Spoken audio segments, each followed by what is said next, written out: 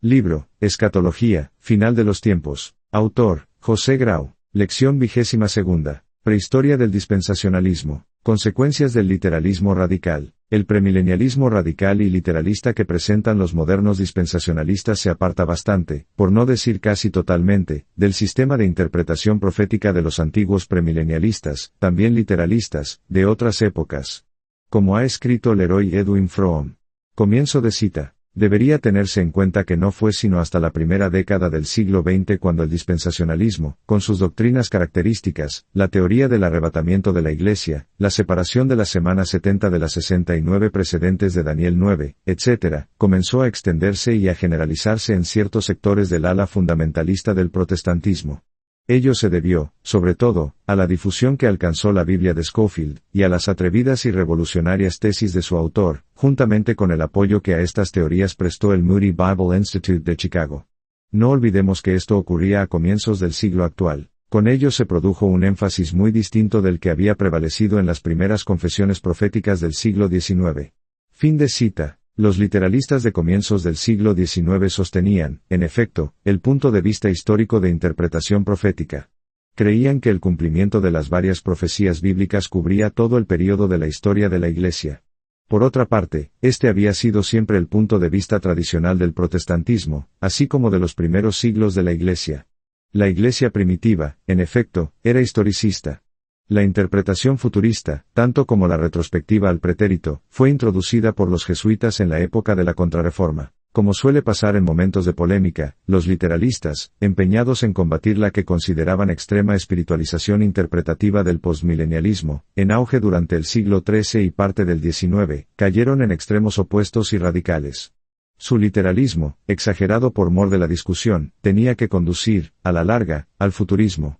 Si a ello se añade la introducción, en muchos sectores, de la mentalidad talmúdica y sionista de interpretación, tenemos ya los factores básicos de la escatología dispensacionalista, la espera de un cumplimiento literal y terrenal de las profecías mesiánicas en una nación hebrea restaurada condujo al milenialismo judaizante, que tanta aceptación tiene hoy entre un buen número de cristianos norteamericanos.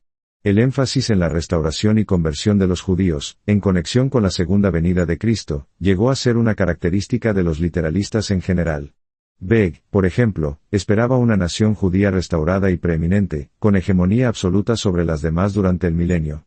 Entonces sería reconstruido el templo de Jerusalén de acuerdo con la visión de Ezequiel, y serían restaurados también los antiguos sacrificios levíticos de manera conmemorativa. El resto de las naciones haría una peregrinación anual con motivo de la fiesta de los tabernáculos. Los postmilenialistas de aquel entonces, por el contrario, esperaban la conversión de los judíos sobre la misma base que los gentiles, es decir, mediante los métodos ordinarios de evangelización. El concepto de un reino judío redivivo llevó, más y más, al futurismo.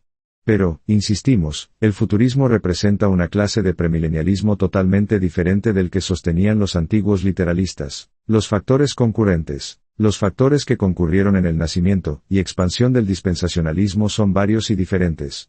A través del movimiento catolizante de Oxford, cobró importancia dentro de las filas del anglicanismo la interpretación futurista de la profecía, sostenida en el siglo XVI por los jesuitas.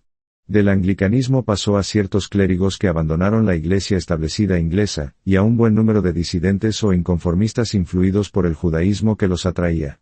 Además, Irving, y el movimiento que tomó su nombre, dio el, entre comillas, visto bueno, a cuantos pretendieron haber recibido, entre comillas, revelaciones celestiales para las innovaciones exegéticas y hermenéuticas que desembocaron en el moderno dispensacionalismo. Y, por extraño que parezca, el deseo de vindicar para los judíos según la carne las profecías mesiánicas condujo a puntos de vista que arrebataron a la Iglesia la mayor parte de la Escritura, entregando al pueblo judío toda la esperanza profética, y tomando prestado de los jesuitas el sistema de interpretación del Apocalipsis que estos habían utilizado para enfrentarse a Lutero, Calvino y los demás reformadores. Para mayor paradoja, la hermenéutica futurista apenas es aceptada hoy por ningún comentarista católico romano.